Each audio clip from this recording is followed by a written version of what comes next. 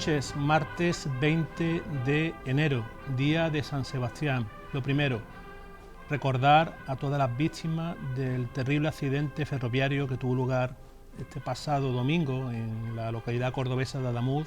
Con nuestro recuerdo a todas esas víctimas, que ya van cerca de 41 fallecidos, y también acordarnos de la familia de estos fallecidos, darles las condolencias y sobre todo acordarnos de los heridos y pedirle al Señor y a la Santísima Virgen que se acuerden de ellos y que los curen. Son unas fechas duras para toda España por este accidente, pero lo dicho, nos acordamos de ellos y nuestro recuerdo.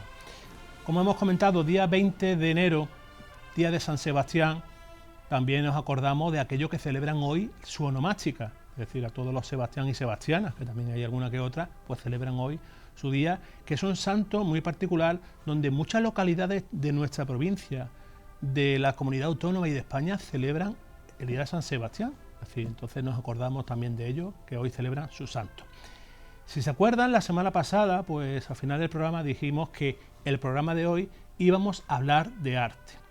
Normalmente de vez en cuando, pues en este programa pues solemos hablar con artistas, y en este caso no vamos a hablar con un artista, pero vamos a hablar con un estudioso de artistas, concretamente con Francisco Jesús Flores Matute, doctor en Historia del Arte por la Universidad de Málaga, que el pasado mes de diciembre presentó un libro muy interesante del cual vamos a hablar a lo largo del programa sobre dos sagas familiares de escultores del siglo XIX, los Gutiérrez y los León.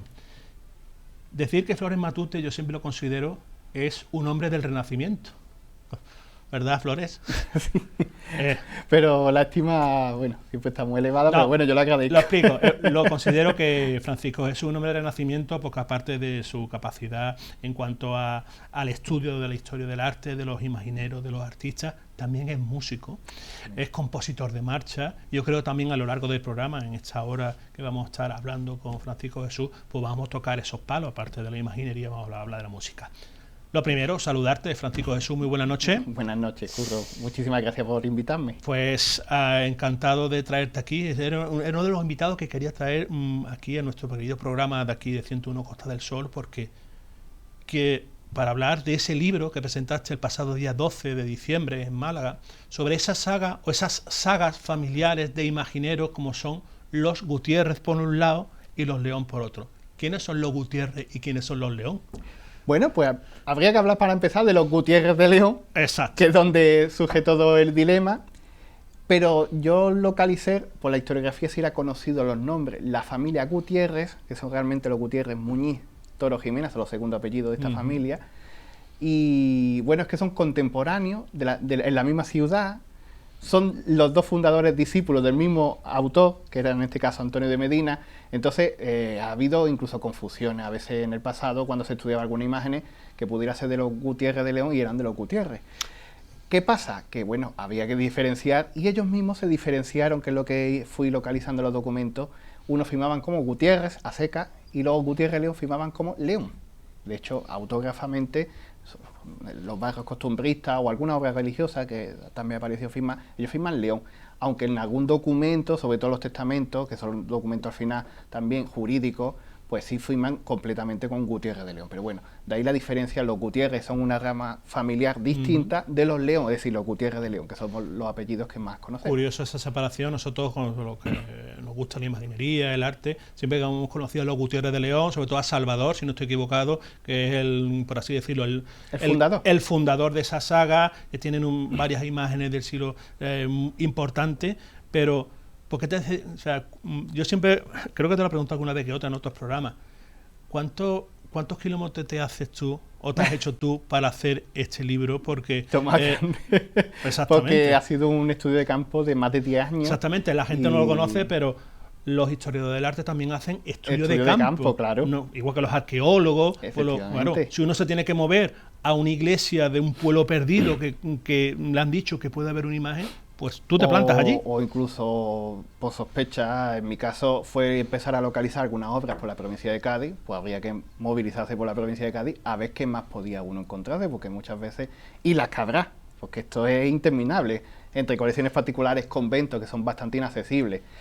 y alguna iglesia perdida, que a lo mejor uno no abarca tanto, pero bueno, es verdad que más de 10 años recorriéndome toda Andalucía, esto, obviamente el estudio de campo no es llegar y topar y decir, esto es Gutiérrez León, no, esto era ver una serie de características formales que nos podrían hablar de un foco determinado de producción escultórica. Digo lo de foco porque no me gusta hablar de escuela. Esto también es un debate que también tenemos... O círculos también, que se denomina. Sí, porque lo de escuela al final es algo muy generalista. Hemos escuchado la escuela sevillana, escuela granadina, podríamos decir escuela malagueña, pero la escuela lo veo demasiado general y yo prefiero hablar de foco de producción, es decir, una ciudad o un pueblo determinado a lo largo del tiempo tiene una serie de autores propios con una serie de características estéticas propias que se difunden o no a lo largo de de un acotamiento temporal determinado, ¿no? Incluso geográfico, porque pueden expandirse. Esto es más complicado, pero bueno, para que lo entendamos, iba buscando, digamos, lo que pudiera ser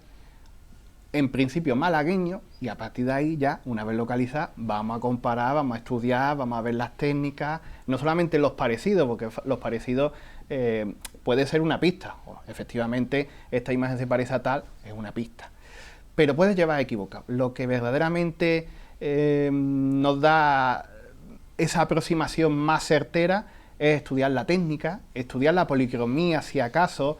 En el caso del periodo que yo he estudiado, a finales del 18-19, es algo bastante fiable el estudio de la policromía, no así en el siglo XV, XVI, XVII, porque los escultores no policromaban en esos años. Es a partir del 18 cuando algunos también policroman sus obras, pero en fin, que esto tiene también... Sí, yo creo que vamos a incidir en ese sentido, porque mucha gente se cree, como tú bien has comentado, en el siglo XV, en el siglo XVI, XVII, estaba muy compartimentado a lo que eran los gremios, es decir, el escultor tallaba, pero hasta ahí. Después llegaba el pintor de turno y era él que le daba las carnaciones, en este caso, a las imágenes.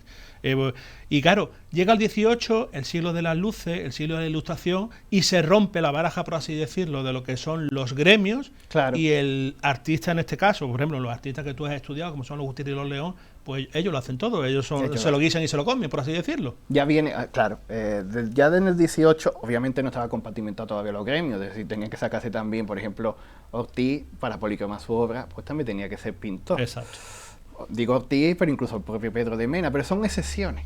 Lo que pasa es que a mediados del 18 es cuando ya esa excepcionalidad, es decir, el escultor también que policroma su obra, se va rompiendo. Efectivamente, ya más escultores van consiguiendo policromar sus propias obras, no dependiendo de un pintor ajeno.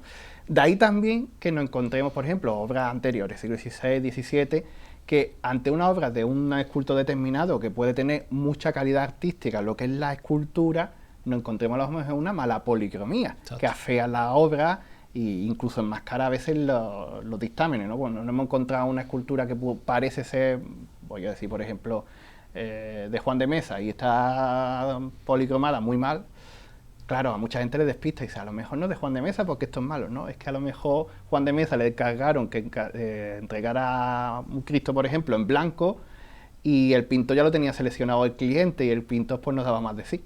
También estas cosas dependen mucho de la época. Ya, eso sí, como digo, desde la segunda mitad del siglo XVIII, pues muchos escultores optan por policromar su obra, lo consiguen después de unos cuantos periplos también, porque aquí hay disputas, obviamente los gremios no van a permitir que esto sea tan fácil, ¿no? Pero sí que es una señal, digamos, de lo que he dicho, por ejemplo, a la hora de atribuir, que no sea solamente el parecido. El parecido formal puede llevar a equívocos. ¿Por qué lleva a equívocos? Porque tenemos el maestro y tenemos el discípulo, o mejor dicho, varios discípulos. Entonces, todo es verdad que sirve como pista. Puede decir, pues esta imagen es del círculo de los Roldán, o del círculo de Mena, o del círculo de Ortiz, pero hasta ahí. Hay que incidir más en la técnica. ¿Por qué la técnica? Porque cada escultor puede copiarte una escultura determinada, pero hay detalles que él mismo lo hace inconscientemente. Por ejemplo, la forma de tallar la oreja, la forma de tallar los ojos, la nariz, la boca, el pelo sobre todo. Son cosas que ellos no se molestan en copiar. Te pueden copiar el todo, pero no el detalle. Y ahí es donde ya no están hablando de una marca, de una firma determinada. Por otro lado, la policromía, como digo, pues igual. Cuando ya los escultores van policromando, ellos heredan una serie de pautas, digamos, de fórmulas a la hora de policromar. Es verdad que esto también se va heredando de maestro a discípulo, pero los discípulos, obviamente, como ha aprendido algo, no le sale la receta exactamente igual que el maestro. Entonces, al final se van viendo esos detalles, es una conjunción de detalles que nos van diciendo una autoría determinada. Eso sí, si la autoría se conoce de antemano. Y aquí también, bueno, por ejemplo, en el caso de los Gutiérrez León o los Gutiérrez León eran cuatro personas a lo largo desde finales del 18 hasta finales del 19 y bien metido el siglo XX. Cuando todo el mundo hablábamos de los Gutiérrez León, que nos conocía el apellido, porque efectivamente hay alguna obra procesional malagueña que estaba atribuida a esta familia, sin poder concretar quién exactamente, pues quedaba la duda, quién había hecho qué obra. Entonces, al final yo he podido determinar quién había hecho qué obra, precisamente por esas cualidades que he dicho, ¿no? La técnica varía de padre a hijo a nieto, la policromía, que aunque son muy parecidas también va variando, las proporciones también, y algunas, por supuesto, influencias también artísticas externas al propio aprendizaje que tiene el taller. Es decir, lo que hemos llamado, y sobre todo Juan Antonio Sánchez López y Sergio Ramírez, cuando hicieron su estudio sobre los Asensio y la Cerda, los aires de familia. Es decir, esa perpetuación estilística, estética, de un maestro a sus discípulos, que en este caso eran sus propios hijos. Lo mismo con los Gutiérrez León, ¿no? Del maestro Salvador Gutiérrez León a sus descendientes. Esos aires de familia se mantienen, pero se van variando, van cambiando. Entonces, eso es lo que nos iba hablando al final de autoría, y eso es lo que nos ha permitido ya por fin concretar y acotar unas ciertas producciones artísticas según qué miembro de esta familia. Lo mismo pasa con los Gutiérrez incluso eran los grandes desconocidos. De hecho, ha sido un poco como la sorpresa historiográfica a nivel de los Asensio y la Cerda. Nombres que era conocido por la historiografía, pero no se conocían ni obras documentadas, ni cuál era por tanto su estética, ni su modus operandi, y en cuanto aparecen algunas cosas que, bueno, fui localizando, pues ya hemos podido generar un catálogo de estos escultores, y bueno, pues ha sido una sorpresa porque es uno de los grandes escultores también del periodo, junto con Gutiérrez de León. De hecho, como ya he adelantado al principio, Mateo Gutiérrez Muñiz, que es el fundador de esta saga de los Gutiérrez, y Salvador Gutiérrez de León, el fundador de su correspondiente saga familiar, los dos fueron discípulos de Antonio de Medina, que es a su vez hijo de José de Medina, el gran escultor del siglo XVIII, junto con Fernando Ortiz. A nadie le sonará José de Medina, a los que estamos estudiando la escultura así, pero José de Medina, que le hace falta un estudio también monográfico completo, es el gran escultor del barroco castizo malagueño, junto con Fernando Ortiz, que es a su vez el escultor que añade esa influencia italianizante, ¿no? Clasicista.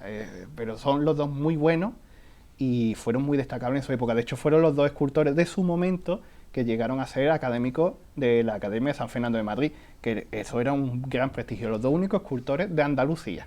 O sea, que estamos hablando de dos escultores malagueños del momento, los dos únicos, para que veamos la calidad que tenía y lo que supuso José de Medina. El problema es que José de Medina, como digo, le hace falta su estudio monográfico, y además es que se fue muy pronto de Málaga.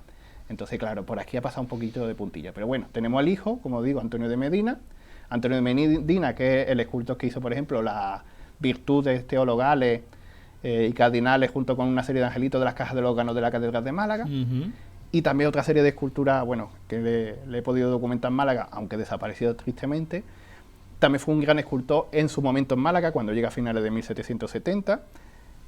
Como teníamos muy poco conocido, pues claro, pasaba también un poco sin puntillas. Pero fue, como digo, el maestro de estos dos miembros fundadores de ambas sagas familiares. Por eso se parecían, pero no eran exactamente iguales. Has hablado, me ha gustado esa expresión, esos aires familiares, es decir, como decimos también los historiadores del arte, esos grafismos, porque cuando uno no encuentra las fuentes documentales, es decir, los papeles, vamos a hablar claro, los papeles, o sea, que una obra ha sido firmada por tal o cual escultor con papeles, y que la cofradía o la orden religiosa o el particular tenga sus papeles. Qué difícil es buscar, como siempre, esos grafismos en cuanto a la imagen, y cómo es tirar del hilo, como tú bien has hablado, bien la forma de trabajar la oreja, el pelo, la boca, el arco ciliar, que son las cejas, por ejemplo, o incluso, yo qué sé, la mandíbula, que son muchos detalles. O los golpes de talla. Los golpes de talla, efectivamente. Que esa es otra que no se aprecia mucho, pero los que tienen el ojo acostumbrado exactamente, un escultor tiene una forma de trabajar y una forma de dejar la marca de cómo es tirar de esos hilos para buscar que tal imagen es de este escultor o tal imagen de otra. A partir de la imagen documentada. No, claro, lo otro es hipótesis más o menos acertada, pero siempre tiene que haber una imagen de la que tira mínimo. Hombre, si hay más, mucho mejor. Claro, ¿cuál es el problema de Málaga, a diferencia de otras provincias? Que aquí tuvimos 2 destrucciones patrimoniales muy gordas, en 1931 y 1936, que nos ha despojado de todo rastro documental. Y perdón que te corte, ¿y los franceses? ¿Y también, por supuesto, invasión pero francesa? en mi caso Claro. no, porque Exacto, como exacto. son los escultores que, Exacto. digamos, repueblan Ujú. la iglesia después de la francesada, Exacto. pero La francesada, también decirlo que esquilmó por muchísimo. completo conventos, iglesias en Málaga y yo Eso creo que en fue toda la terrible, provincia. fue terrible. De hecho, Málaga también, de nuevo, la más festa. Málaga ha tenido muy mala suerte en lo que es destrucción patrimonial, porque le ha tocado todo. Las peores desamortizaciones, los franceses aquí arrasaron como nadie, sobre todo la serranía de Ronda, pero Málaga, como fue una ciudad que también opuso mucha resistencia, aquí se tomaron una venganza bastante grande de quemar iglesias porque sí. O sea, ya directamente no iban ni a robar, iban a destruir porque sí. Y ya en el 31-36. Entonces, como decía, Málaga, al tener esa falta documental, y que mucha gente también, es un mito que tengo que desmontar, Sí. las imágenes, mucha gente cuando se restaura se espera, va a aparecer el papel dentro, va a aparecer firmar. No, no. En el 90% de los casos no hay imágenes documentadas ni nunca van a estar documentadas, a no ser que fortuitamente aparezca un documento en el archivo X, que hay que buscar, por supuesto. Y eso sí, el archivo se conserva, que en el de Málaga, como digo, los archivos esquilmados, archivos parroquiales, archivos de hermandades desaparecidos. Claro, muchas personas pueden decir, pues es que la imagen va a restaurarse y va a aparecer la firma. Alguna aparece, pero es muy inhabitual y muy extraño. Entonces, por desgracia, eso no lo vamos a tener. Entonces, ¿qué queda? La atribución. Claro, la atribución científica, que no la atribución de aficionado, que el problema es que también se confunden cosas. No es lo mismo un aficionado atribuyendo, es que se me parece a tal. Puede llevar razón, porque hay personas que tienen ese don, como yo digo, el ojo, ¿no? Que lo ve bien. Pero si nada más que se basa en el parecido formal, puede estar equivocado. Puede ser una pista, ojo, las atribuciones de aficionado pueden ir por el lado correcto, ¿no? Puede dar una pista, pero es algo muy generalista, porque al final nos encontramos, como decía, maestro y discípulo, y no se puede afinar tanto. Lo que hay que para afinar es la técnica, los grafismos. Esa forma específica del golpe de gubia, de cómo trabajar el entrecejo, de cómo hacer el pelo. Por ejemplo, el Gutiérrez de León, que es uno de los detalles que vamos a ver, además con esta Virgen, la Virgen de Rosario, aunque está muy transformada, pero lo Sí, vamos a claro. entender. Y explica también que esta bien está transformada, que antes era una inmaculada. Era una inmaculada. Claro. Exacto. O sea, pero quería explicar Sí. la diferencia entre Salvador, el abuelo, y Antonio. Ujú.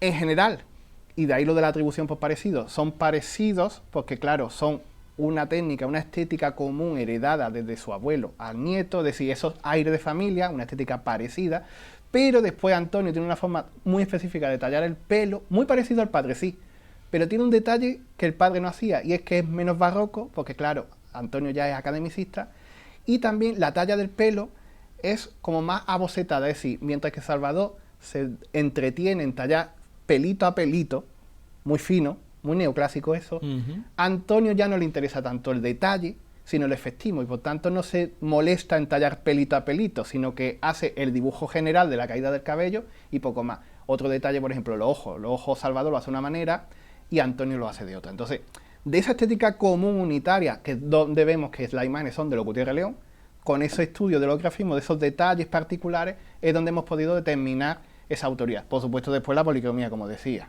no policroma exactamente igual Salvador que su nieto Antonio. Muy parecido, sí. Antonio toma incluso motivos, por ejemplo, de estofado del abuelo, sí, pero no exactamente igual. Se me viene a la cabeza, estamos viendo diversas imágenes de tu libro y, por ejemplo, y lo hemos hablado fuera de micrófono y fuera de cámara, las atribuciones, por ejemplo, de Antonio del Castillo. Que si recuerdas, y sobre todo se lo digo a los más mayores, en mi época, en los años 80, cuando era una obra anónima, todo se decía que era de Pedro de Mena. Sí. Ahora parece ser que todo lo bueno es atribuido a Antonio del Castillo. Vamos a desmontar los mitos de Antonio del Castillo. Aquí, por ejemplo, en nuestra localidad tenemos una dolorosa maravillosa, que es la Virgen de los Dolores, titular mariana de la Cofradía del Nazareno, de Martín Simón, Cristo maravilloso también. Sí.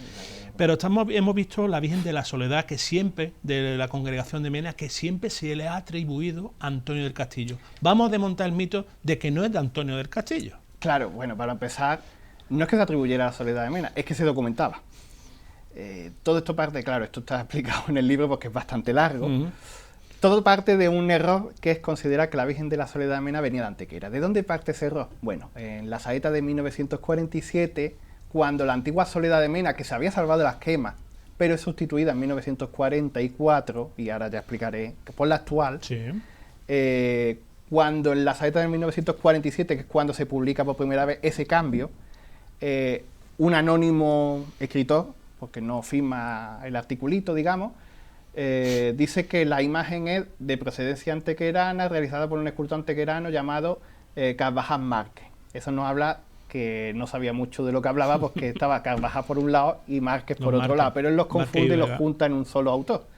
¿Por qué hace esto? Bueno, obviamente es lo que pasaba con Mena, es lo que pasaba en Sevilla mismamente, Montañés. Escultores de prestigio que eran más o menos conocidos por la intelectualidad de la época, y por darle ese prestigio, digamos, un nombre reconocible por algunos intelectuales a esta imagen nueva, bueno, pues llegó a decir eso, que la imagen era de Antequerano, del Antequerano que es un Antequerano ficticio, pero era por darle ese prestigio, ¿no? Inventado. ¿Qué pasa? Que eso se va transmitiendo en la congregación a lo largo del tiempo, no tanto que la imagen es de un escultor antequerano que no se conocía, sino que como la hizo un antequerano, la Virgen viene de Antequera. A partir de ahí, como digo, se transmite. Se llegó a decir que la Virgen la había donado o cedido el obispo Balbino Santos desde Antequera a la congregación. El problema de esto es que no hay papeles, no hay ningún tipo de papel que certifique que efectivamente la Virgen de la Soledad fue cedida a la congregación o fue donada a Málaga o lo que fuera, que vino de Antequera a Málaga. No lo hay, y ahora explicaré por qué no lo hay también, porque tiene su razón de ser, pero bueno, no lo hay. El problema es que en el estudio que se hizo de Antonio del Castillo, la imagen, bueno, su autor consideró que efectivamente era de Antonio del Castillo, que no habría problema, una atribución más, se puede discutir y demás. El problema es que, tomando la idea de que la Virgen fue cedida al obispo Balbino Santos, como digo, no hay papeles, por tanto eso no se podía demostrar, directamente se dijo que era la Virgen de los Desamparados, de la Hermandad de la Humildad de Antequera.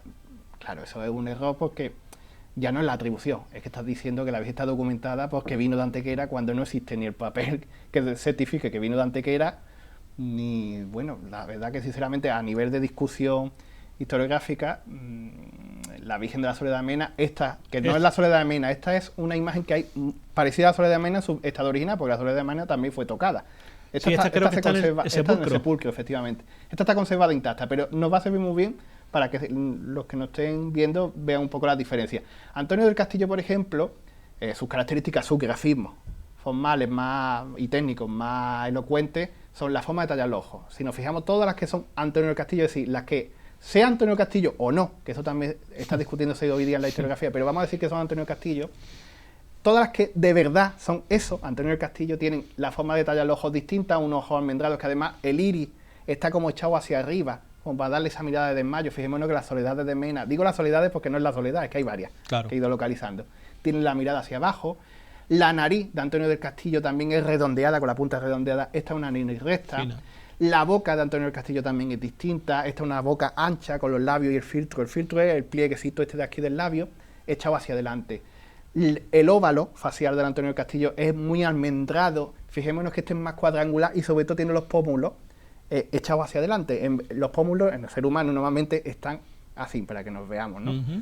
En el caso de este escultor, él lo hace de forma frontal y por eso le da ese pómulo echado hacia adelante.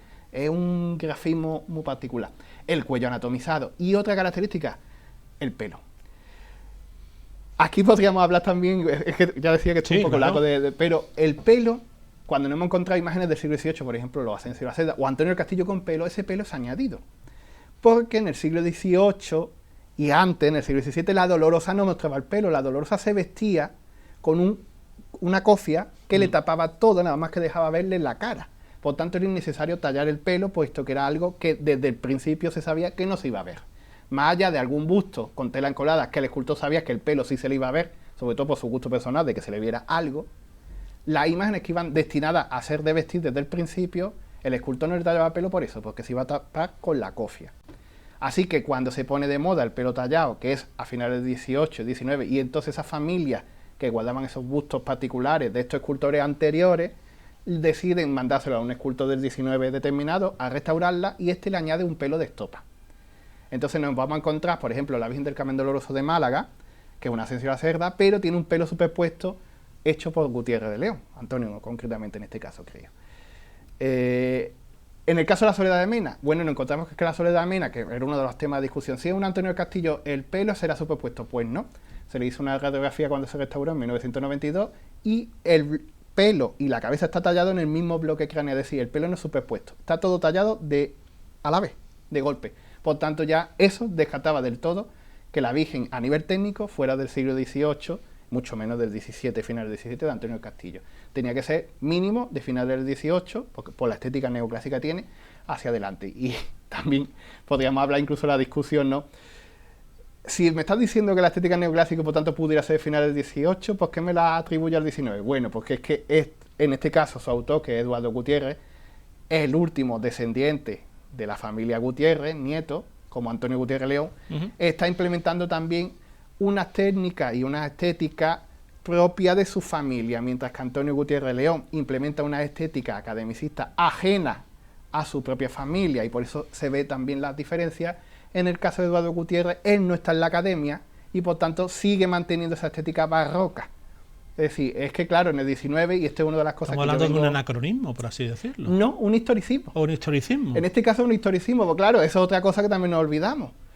Es que esta Virgen parece más antigua porque tiene los aires de Mena. Claro, efectivamente, porque en el siglo XIX está el historicismo, que mientras que, por ejemplo, el gótico, sobre todo en Inglaterra, aquí también en España, pero más en el norte, se toma como referencia, en Andalucía el historicismo son los escultores barrocos, son nuestro pasado triunfal. Sí, claro. Entonces, de ahí tenemos los neos. En este caso, la Soledad de Mena y sus derivadas, porque es que, como digo, hay varias, están bebiendo del modelo de Pedro de Mena, lo que en su momento se creía que era Pedro de Mena, ojo, porque tampoco se conocía a Pedro de Mena, de hecho se confunde con un tal Juan de Mena. O sea, para que veamos, esto es un cacao mental, pero para que veamos dónde parte toda esta problemática. Pedro de Mena para la época era tanto Fernando Ortiz como los Asensio de la Cerda y todos los derivados de la época. Todo eso era Pedro de Mena en el siglo XIX. Entonces, toma como modelo esto, y por eso este tipo de dolorosa de Eduardo Gutiérrez es ligeramente distinta a las dolorosas que él hace de su propia invención. Digo ligeramente porque obviamente los grafismos están ahí. Es lo mismo aquí que en la de su propia invención. Lo único que varía en este caso concreto es la mirada, que la hace un poco baja, porque está imitando los modelos de lo que en la época se consideraba que era Pedro de Mena. Nos quedan 4 minutos para acabar este primer bloque y me gustaría hablar también de los comitentes. Los comitentes son los que pagan, los que encargan una obra. ¿Quiénes le encargaban más a estos escultores? ¿Los particulares, las órdenes religiosas, las cofradías? Pues los dos. Y bueno, y para terminar el asunto, pero sí, en relación con los comitentes, había dicho que la Virgen no provenía de Antequera y explicaba, es que la Virgen ha encontrado el documento de compra a una particular malagueña. Por tanto, ya totalmente descartada a nivel documental que la Virgen ni vino de Antequera, por supuesto que no fue cedida por el obispo Balbino, porque no existe documento, y encima es que aparece el documento de compra firmado diciendo cuánto vale el precio, en fin, que al final se podrá ver, como digo en el libro, todo muy bien explicado y demás, pero de ahí viene. Decía lo de los comitentes, porque bueno, 2 minutos en este caso y también, después seguimos. Pero en este caso concreto se nota también una disparidad entre las dos familias. Los Gutiérrez León, como estaban en el círculo académico, tienen una clientela de la alta burguesía, la gente de dinero, también por supuesto las hermandades y templos, ¿no? Eso está ahí. Pero se le nota, o yo le he apreciado, que imágenes que son sobre todo de Antonio Gutiérrez León o de Rafael de Salvador, las que son de particulares son de grandes familias de la alta burguesía del pasado, mientras que los Gutiérrez también tiene, porque claro, eran, por ejemplo, la Virgen de la Concepción del Huerto es de Mateo Gutiérrez, era un gran escultor también de la época, pero se nota que estaban más implicados en lo antiguo, los artesanos, es decir, sus clientes eran sobre todo los conventos y la iglesia y hermandades, pero especialmente los conventos.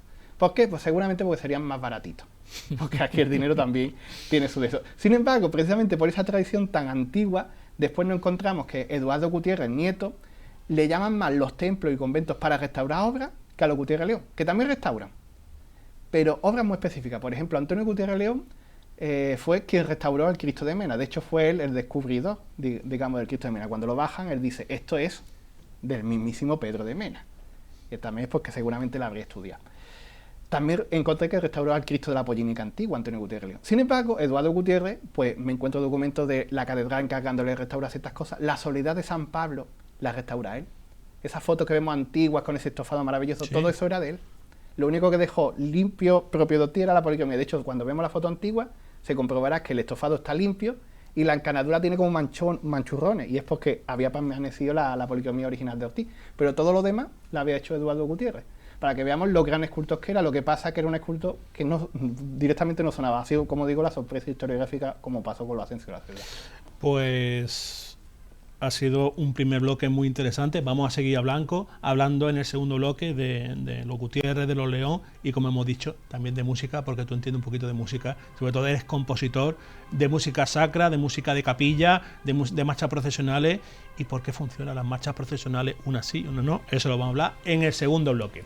Pues lo dicho, en un ratillo, yo creo que en un minuto, volvemos.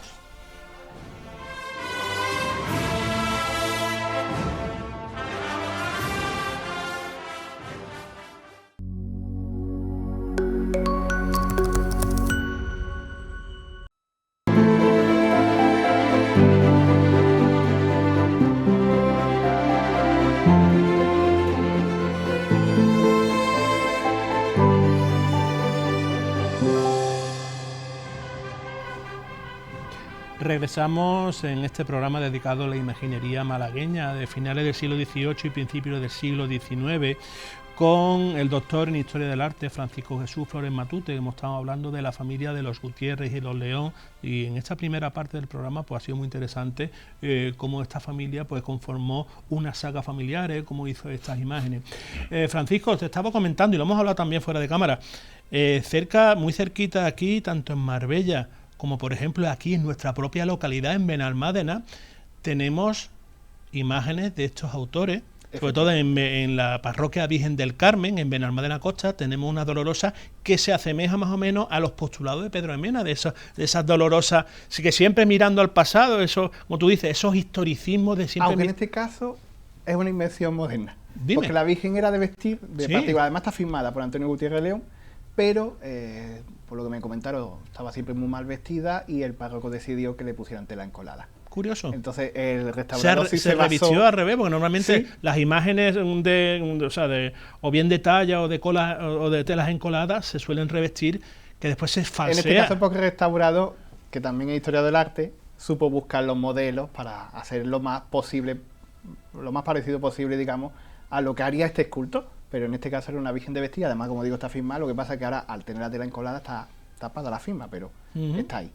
Y después en Marbella tenemos la Virgen del Carmen, que es su patrona, que es, bueno, yo la atribuyo a Diego Gutiérrez Toro porque es muy parecida a nivel técnico y formal con la Virgen del Carmen de los Mártires, que esa sí está documentada de Diego Gutiérrez Toro en 1854. Si no estoy equivocado, la Virgen del Carmen era la antigua Virgen del Amor Hermoso, efectivamente. Que la tenía, se salvó en medio de la guerra, cabeza. Y la cabeza la tenía en un almacén, lo que era el obispado. Eso es, y ya pues, por las vicisitudes que fuera, pues llegó a la parroquia de los Mártires, restaurada y reconvertida, digamos, de su iconografía original, que era la Virgen del Amor Hermoso, a la Virgen del Carmen. Digo iconografía, más bien hay que decir tipo iconográfico, pero el tipo iconográfico porque no me estoy refiriendo a la apariencia, me estoy refiriendo a una serie de atributos que determinaba que la devoción, es decir, la vocación fuera distinta a la que actualmente ostenta del Carmen. Es decir, no me estoy basando en los parecidos de cara estética, sino las vestimentas y demás. ¿Estas familias eran más de hacer imágenes de la Santísima Virgen? Estamos viendo, por ejemplo, por eso te lo pregunto,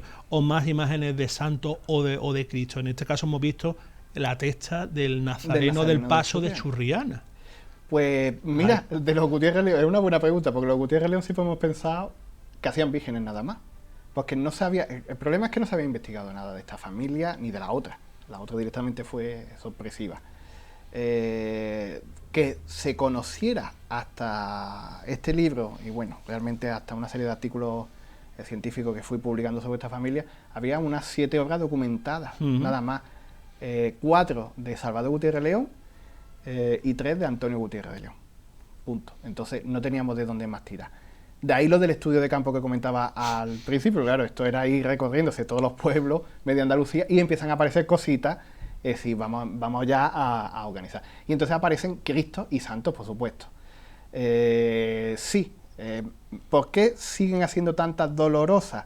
Porque la Virgen de los Dolores es la gran devoción de Málaga, era, porque ha cambiado un poco esto, Sí, claro. pero en cada hogar Málaga era la Virgen de los Dolores y muchas Dolores Y bueno, pasa aquí en Benalmádena, la gran devoción en Benalmádena Pueblo, la Virgen de los Dolores, aquí en Arroyo de la Miel es la Virgen de los Dolores, titular de la Redención, es decir... En muchos pueblos, es que la devoción de toda la provincia de Málaga era Dolores, mientras que en otros lados era otro tipo de advocación, aquí era la Dolorosa.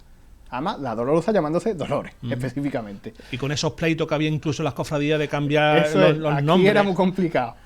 La moda viene en los años 20 precisamente para diferenciar ya las imágenes, porque casi todas eran Dolores. Amo Doloroso, la Virgen de la Paloma, la Virgen del Gran Poder, todas eran Dolores. Entonces, pues se le van cambiando las vocaciones para diferenciar. Pero bueno, como digo, la Dolorosa es la devoción, y entonces, claro, la clientela, específicamente la particular, pues quiere la imagen de su devoción, que generalmente, pues eso, la Dolorosa.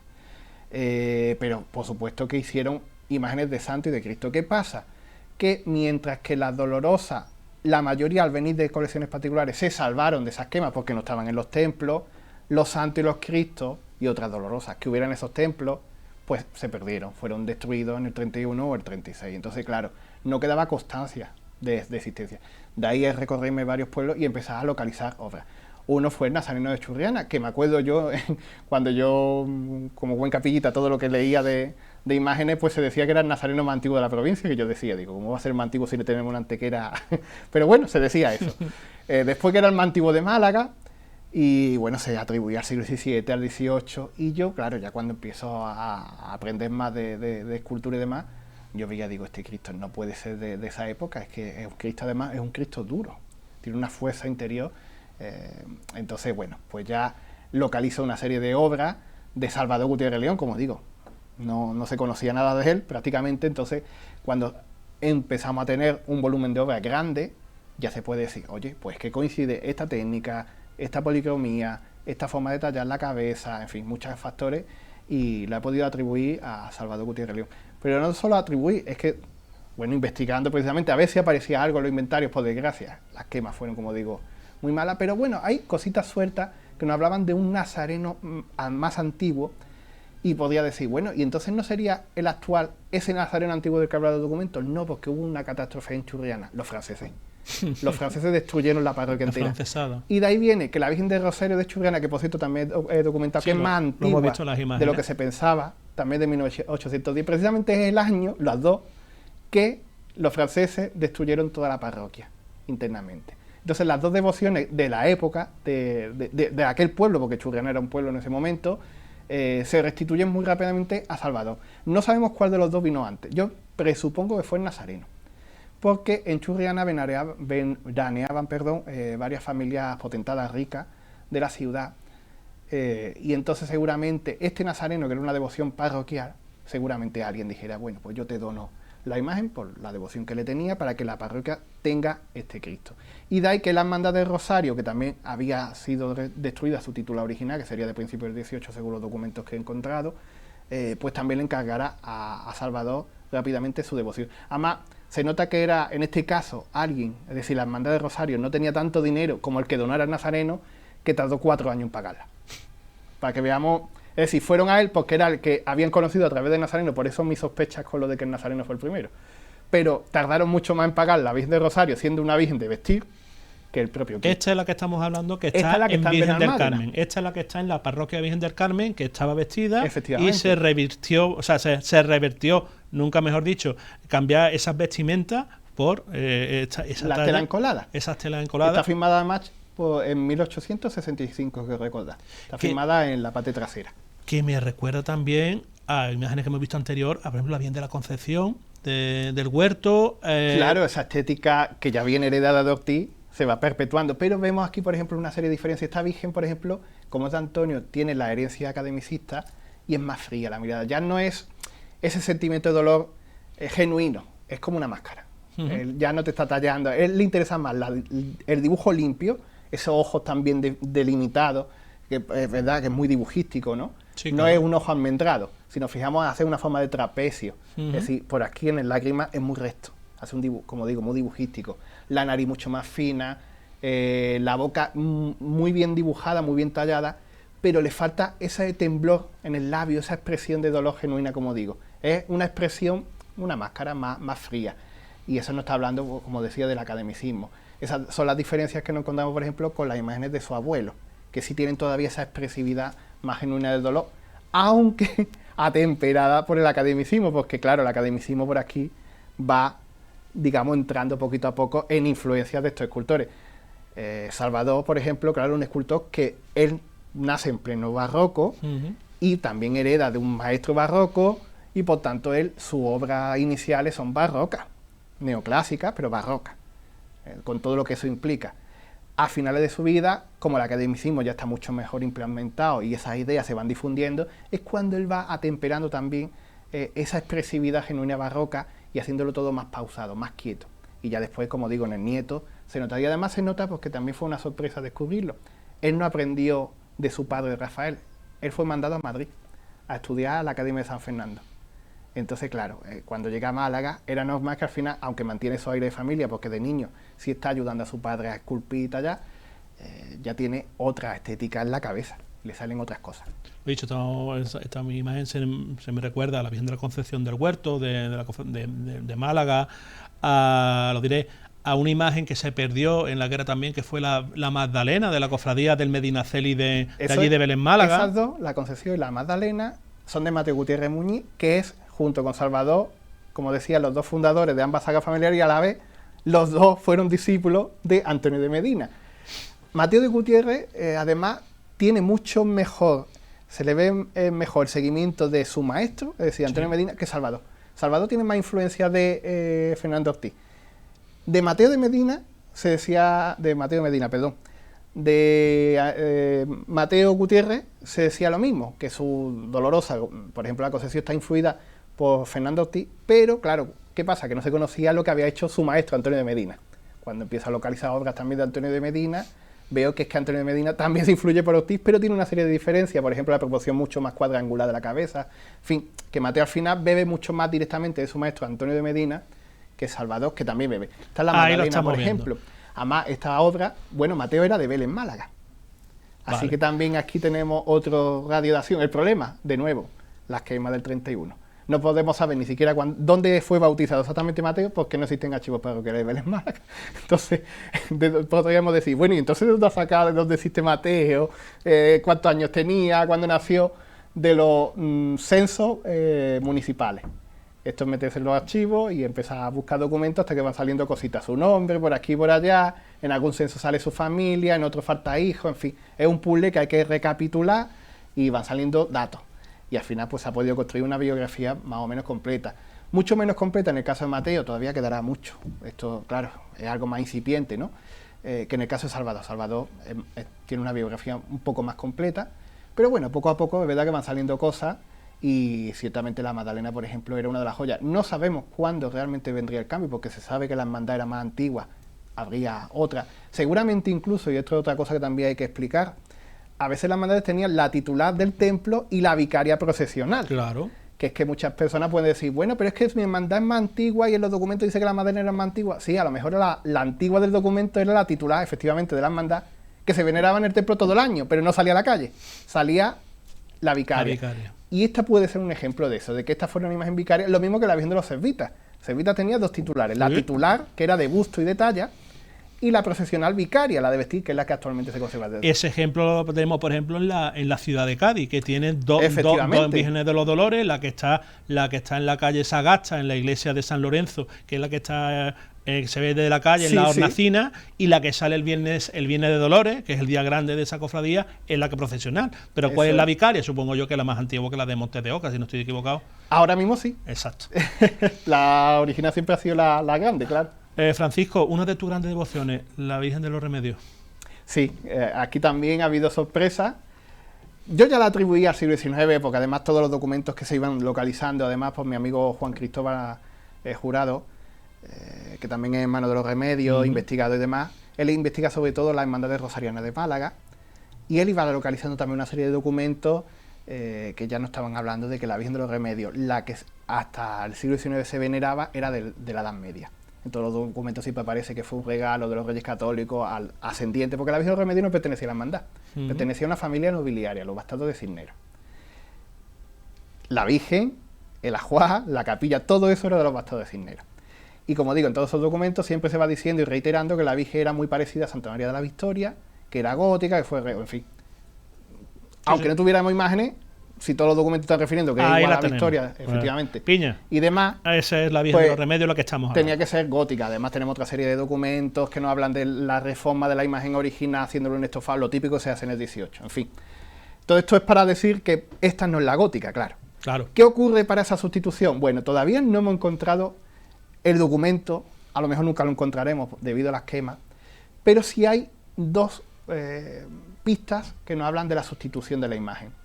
Por un lado, en 1864 sale por primera vez la Virgen de los Remedios de los Mártires, esta, a la calle. ¿Y por qué esta? Porque se llama, y sabemos que la antigua era de talla completa, gótica, etc. Mirando inventario antiguo resulta que nunca tenía en su inventario ropa, nunca. Así que ya no estaba hablando de que la Virgen ni siquiera se revestía, era de talla, se veneraba de talla todo el año y punto final. Y en la procesión de 1864 aparece la sorpresa, estrena un vestido completo y un manto entero. Ah, o sea, una Virgen de talla que nunca se ha revestido, de golpe y porrazo sale una Virgen que se viste y que tiene que estrenar la vestimenta al completo. Ya no está hablando de que seguramente en ese año o antes es cuando viene la sustitución. Y por otro lado, a nivel, como digo, más técnico. Por un lado, la cabeza de la Virgen de los Remedios, la sorpresa ha sido ya localizar obra documentada de Eduardo Gutiérrez, que a él la atribuyo, que literalmente es un calco. O sea, como poner una encima de la otra, sale literalmente igual. Y el Niño Jesús, que es verdad que además también incluso entre ciertos historiadores del arte siempre hemos visto ciertas sutiles diferencias que nos hablaban quizás de otra mano. Pues efectivamente, seguramente sea de otra mano, de su padre, de Diego Gutiérrez. Y es que el Niño de los Remedios, también otro calco del Niño de la Santa María de la Victoria antiguo, que está documentado de Diego Gutiérrez en 1861. Un calco, la misma cara, todo igual. Estamos hablando de ese niño antiguo que la cofradía, o sea, la Real Hermandad de Santa la Victoria posee, que estaba sentado, no estaba como está actualmente, lo estamos viendo a la patrona de Málaga, la Virgen de la Victoria, tiene a ese niño de Adrián Risueño, que se hace en los años 40, concretamente en el 43, para esa coronación canónica, porque se cambia, o sea, la imagen de la Virgen que estaba vestida, a vestirla, a repristinarla, por así decirlo, y buscar esos orígenes de cómo estaba. Por cierto, la imagen de la Victoria, una imagen que restaura al completo Diego Gutiérrez Toro, y seguramente, y es lo que yo noto, la talla del pelo, sobre todo el caracolillo, y además se ve muy bien, se ve un corte. Y ciertas cositas, incluso la policromía seguramente sea la de Diego Gutiérrez Toro, que es verdad que se ha dicho del 18 hasta que me encuentro, claro, que Diego Gutiérrez restaura la Victoria entera y que las policromías coinciden los tonos, porque los Gutiérrez hacen un tono anaranjado muy característico, tipo salmón. A diferencia de los Gutiérrez León, que su colorado es un rojo muy vivido, para que lo entendamos, en los Gutiérrez es anaranjado, es asalmonado, a la luz del sol se nota incluso más.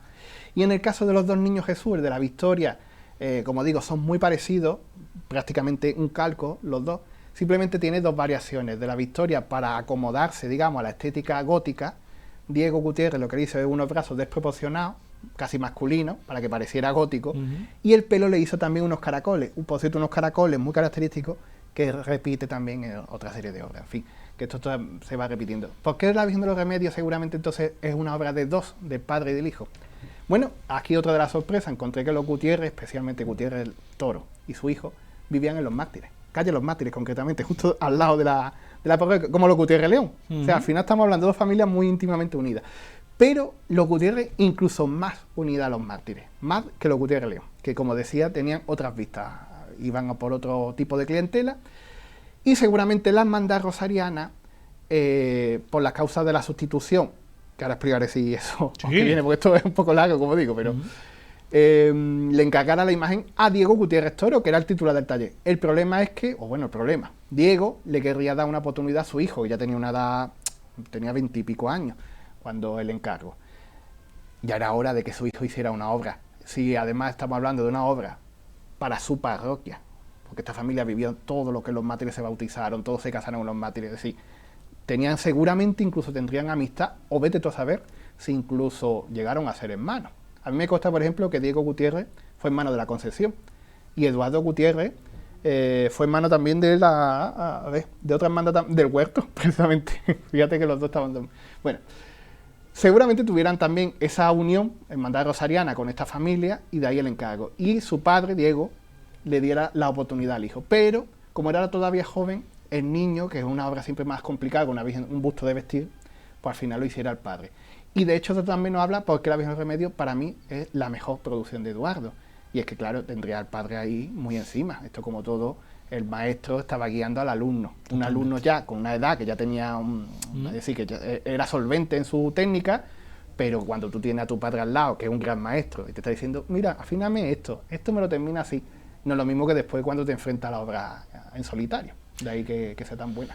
Francisco, yo creo que habrán disfrutado de Francisco, de esa sapiencia, y hemos descubierto a estas dos grandes sagas familiares, pero también te hemos traído aquí para hablar de música profesional, porque Francisco Jesús Flores Matute es uno de los grandes compositores que tenemos aquí en la provincia de Málaga, yo creo que en Andalucía.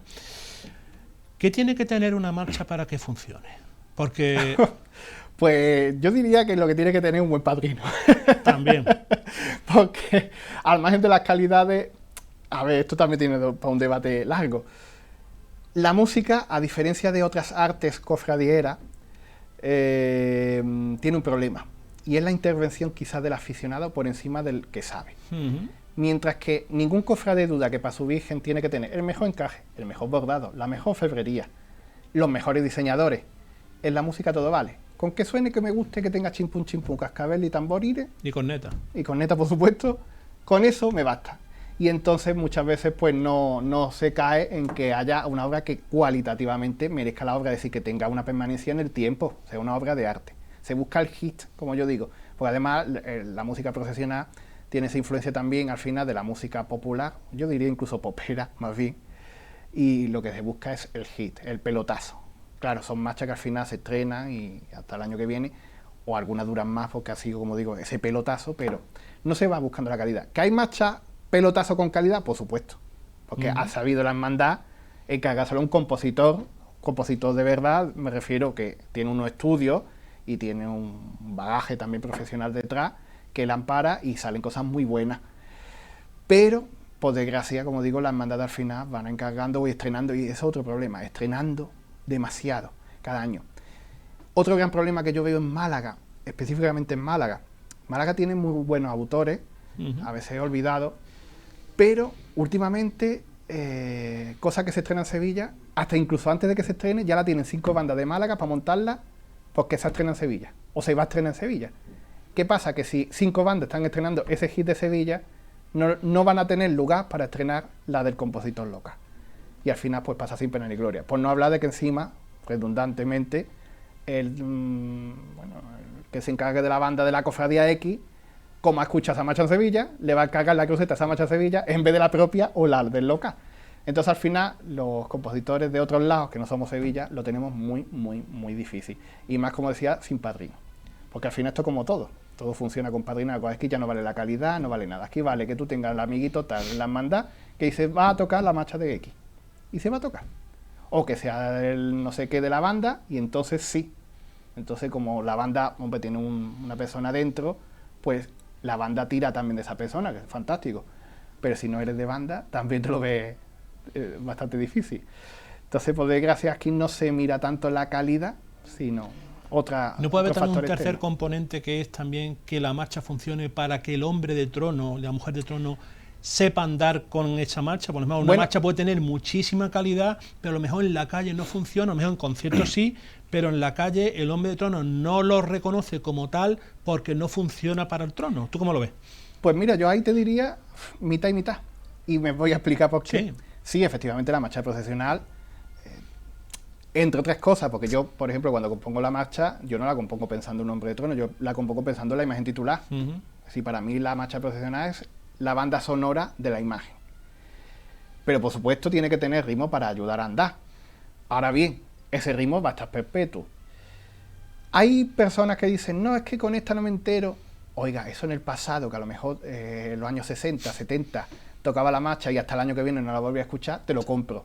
Hoy día con YouTube, que si quieres escucharla y hacerte la marcha, la vas a escuchar y te la repites 50 veces, ya no se me cae la excusa. Incluso con los ensayos, que como yo digo, pues ponla los ensayos, los altavoces, que para eso están, y ensaya la marcha, el paso con esa marcha. Y digo esto porque muchas veces son marchas propias las desechadas, y es una lástima. Tenemos crucetas muy impersonales, excesivamente impersonales, cuando nuestras hermandades tienen un patrimonio musical bastante bueno. Incluso aunque yo, como yo digo, Si la marcha procesional de mi propio patrimonio fuera una mierda, así hablando claro, hablando claro, ¿qué más da? Es mi marcha. claro. Y esa persona la ha hecho pensando en mi titular. ¿No se merece que suene una vez, aunque sea? En vez de tocar las marchas, vete tú a saber de dónde, que generalmente son las de Sevilla, 40.000 veces que la voy a escuchar aquí, cuando me voy a ver la cofradía de enfrente, vuelva a sonar, y a la de frente vuelva a sonar. En este sentido, como tú bien dices, es decir, hay cofradías que son repertorios bien macarenos, bien trianeros, y obvian, por así decirlo, su propio repertorio, incluso marchas tuyas o marchas de autores malagueños, que tienen muchísima calidad. Estoy pensando en Francisco Javier Moreno. Anda que no hay marcha de Francisco Javier Moreno para que suenen por todos lados. Exacto. Pero claro, tenemos que tocar el hit. Además es que es el hit, porque es que ni siquiera las marchas buenas que viene de Sevilla. Mira que también se componen marchas muy buenas de Sevilla. Sí, claro. Pues a no ser que sea un nombre ya muy conocido de allí, al final siempre se cae en el sota caballo rey, como digo. Y es una pena. Y no me vale, de verdad no me vale. Como digo, en los 70, 80 yo te lo compro, el argumento, mira, es que esta marcha no se me hace el oído. Claro, la escuchaba una vez al año y hasta el año que viene. Vale, pero es que ahora hay YouTube. Te la puedes poner con los cascos todas las veces que tú quieres para que te haga la marcha y que la entiendas. Pues yo entiendo que hay marchas complejas, es verdad. Claro, son marchas complejas porque no se han hecho pensando en un hit pop. Es que esto también hay que... Claro, la marcha... Es decir, la obra de arte es lo mismo que tú me pongas un... Nos vamos a entender bien. Sí. Una saya hecha con caracolillos de estos simplones a una saya diseñada por, no sé, por Del Olmo, de Sevilla. No es lo mismo. Ahí te tienes que parar para ver los detalles, para ver la técnica. Lo mismo pasa con la marcha. No es lo mismo una marcha de melodía muy sencillita, que efectivamente se mete muy rápido en la cabeza, te haces a ella muy rápido porque es muy sencilla, a una marcha con una complejidad. Esa la tienes que escuchar, la tienes que deleitar, la tienes que aprender.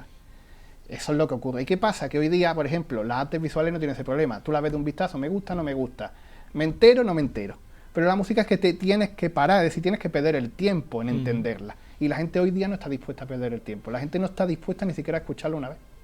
Y eso es un problema también. En este sentido, ¿por qué también aquí en Málaga y en la provincia de Málaga se está obviando, por así decirlo, el acompañamiento musical, sobre todo en los cristos de banda de música, se está obviando a favor de lo que son las agrupaciones musicales? ¿Tú por qué crees que esa moda de las agrupaciones?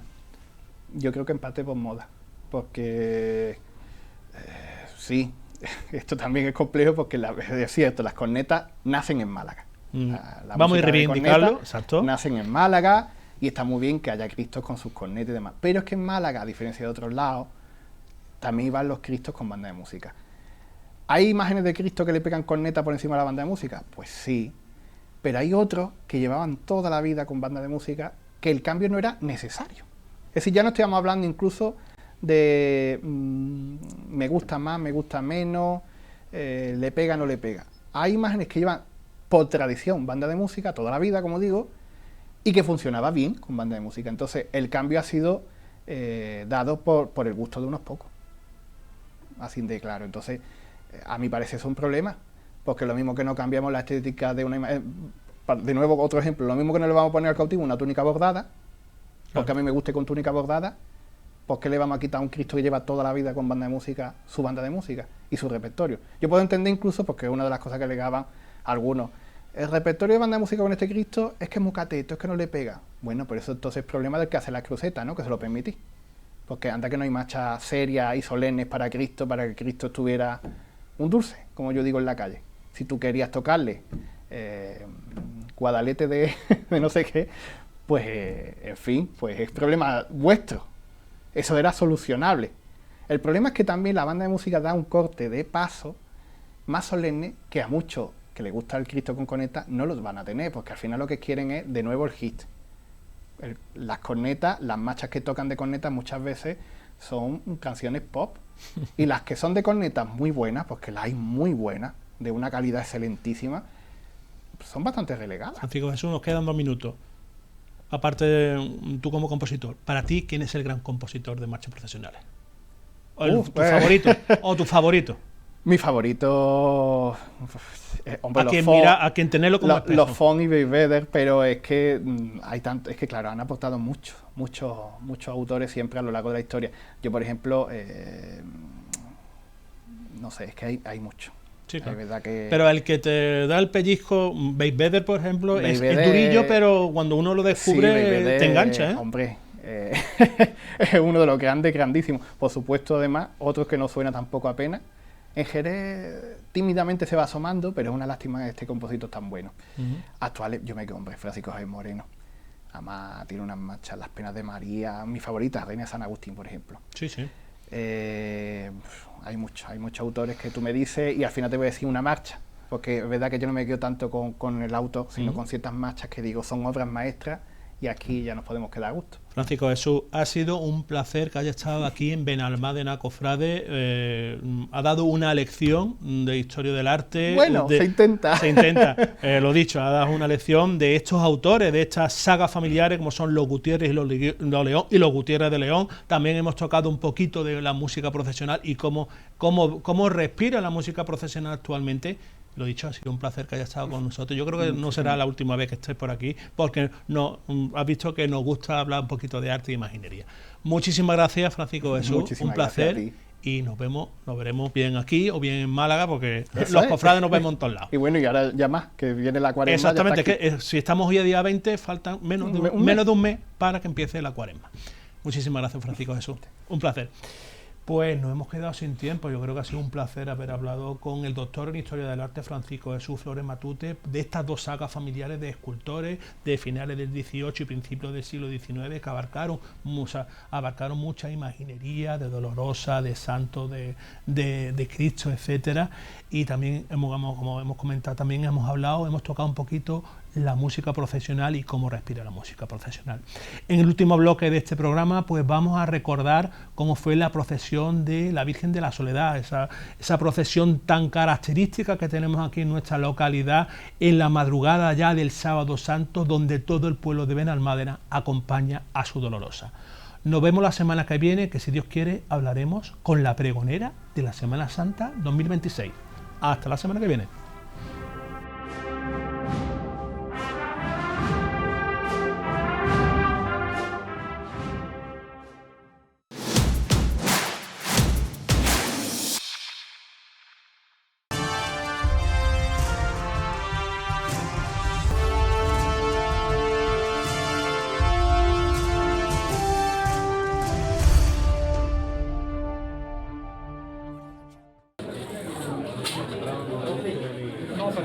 Yo he entrado en el diccionario y al cabo un rato le he dicho a tu yerno, hola José. Antes de abrir la puerta que está todo Antonio, ¿quién va conmigo? ¿Con quién voy yo? Van tapados. Pues dime quiénes son, que me conozco.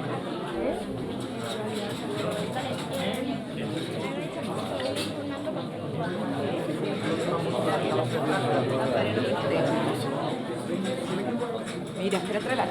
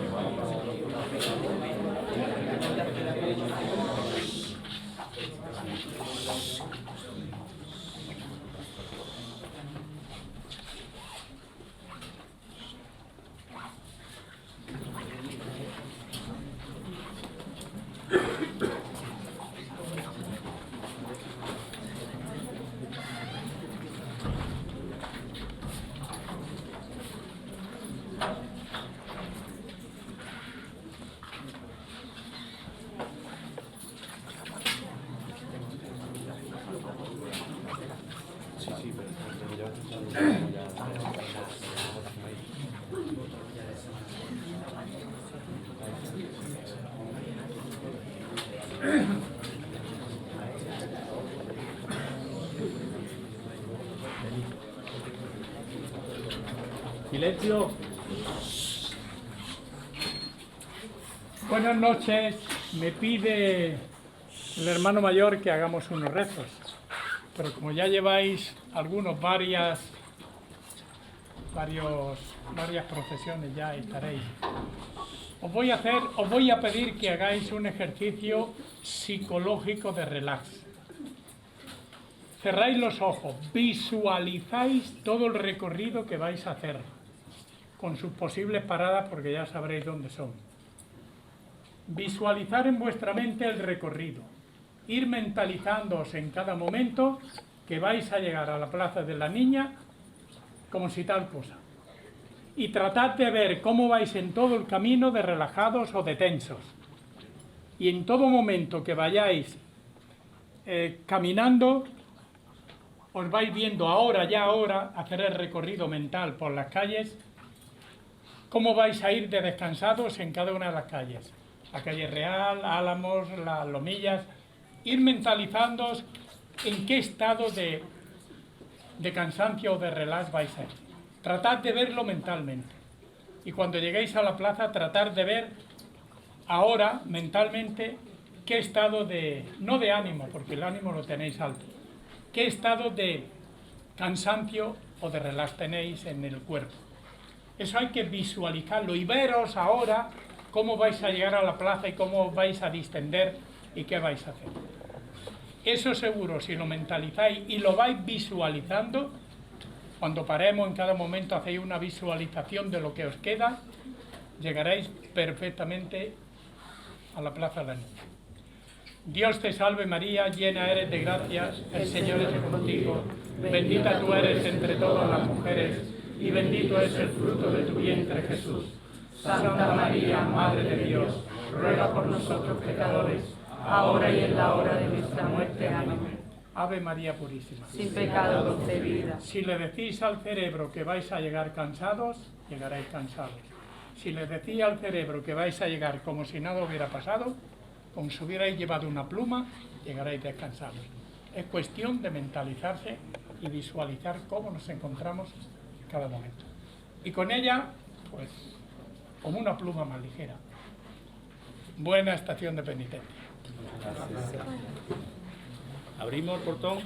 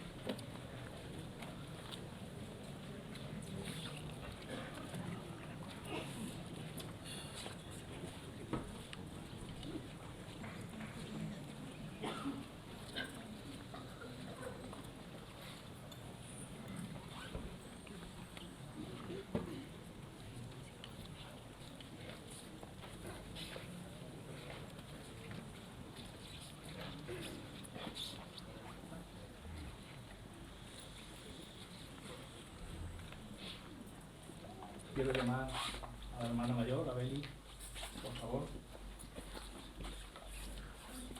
En nombre de la hermandad, darte las gracias enormemente por habernos dejado este salón, porque hoy para nosotros es un día muy especial, tú lo sabes. Y a partir de hoy quiero que seas un pedacito de nuestra hermandad. Tú sabes que para nosotros es un orgullo, todos al unísono dijimos que lo que hiciese falta, así que es un orgullo que ella pueda estar aquí, salir desde aquí y lo que necesitéis, aquí estamos. No sé. Somos hermanos, así que aquí estamos. Muchas gracias. Ay, por favor. Muchísimas gracias. Que lleve a la Virgen de la Soledad siempre contigo. Conmigo va siempre, nunca falta. Y quiero que estos primeros toques de trono lo haga ella en nombre de la Cofradía del Cautivo, agradeciendo el esfuerzo que han hecho para que estemos aquí con ellos hoy y gracias a ellos podemos salir a las calles de Benalmádena. Así que por favor. Atento. Señores.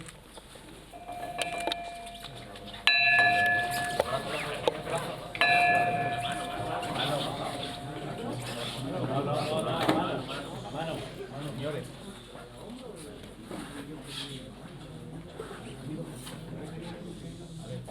Nos vamos a girar hacia el cautivo y hacia la esperanza. ¿Vale? Así que poquito a poco. La cola a la derecha. Muy despacio.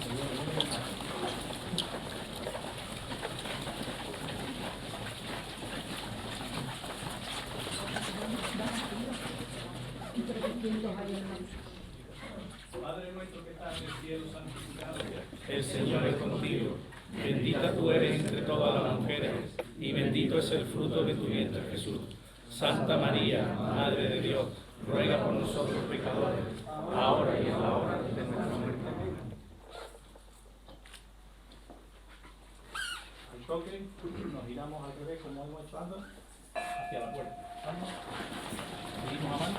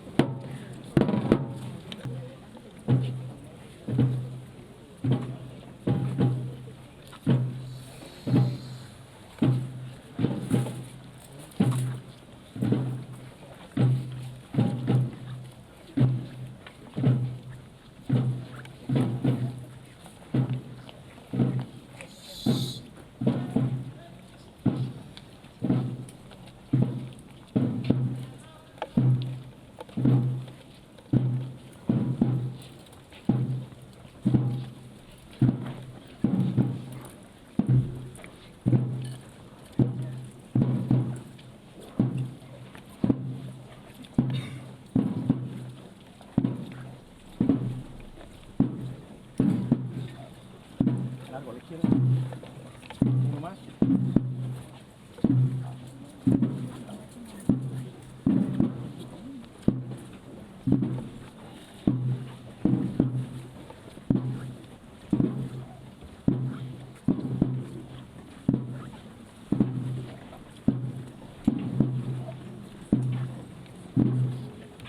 Largo a la izquierda. Uno más. Uno más. Otro. Otro. Otro. Otro más.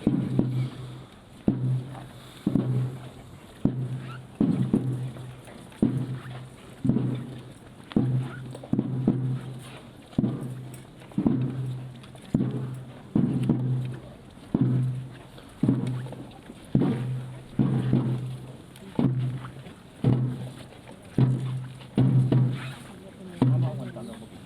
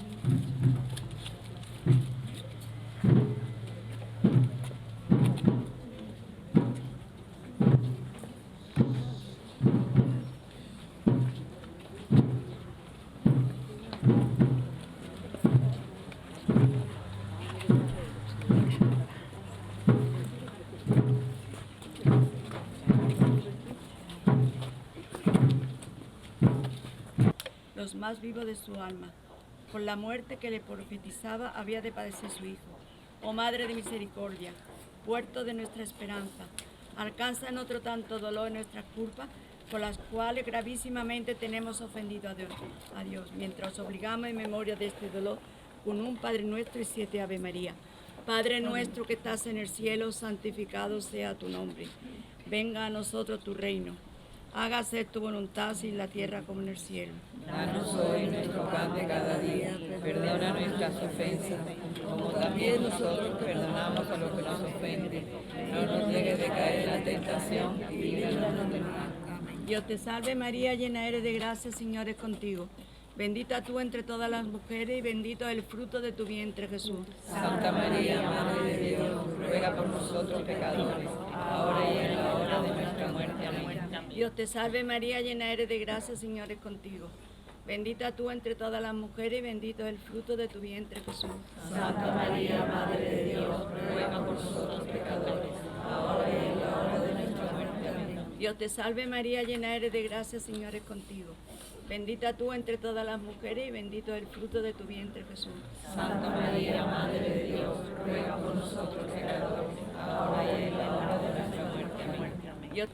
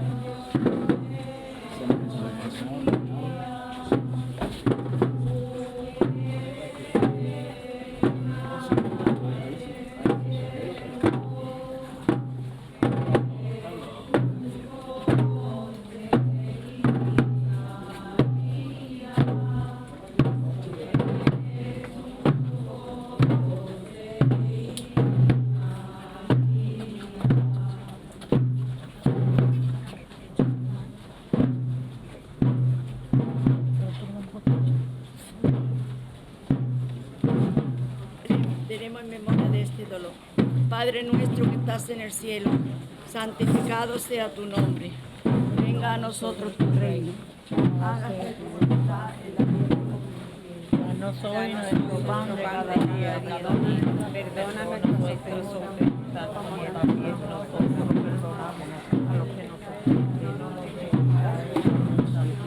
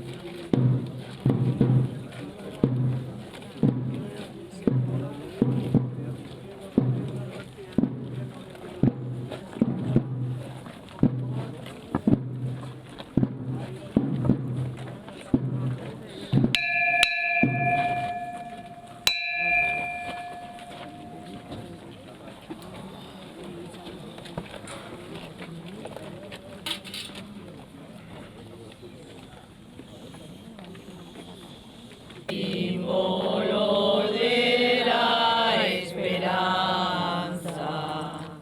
¿dónde está la confianza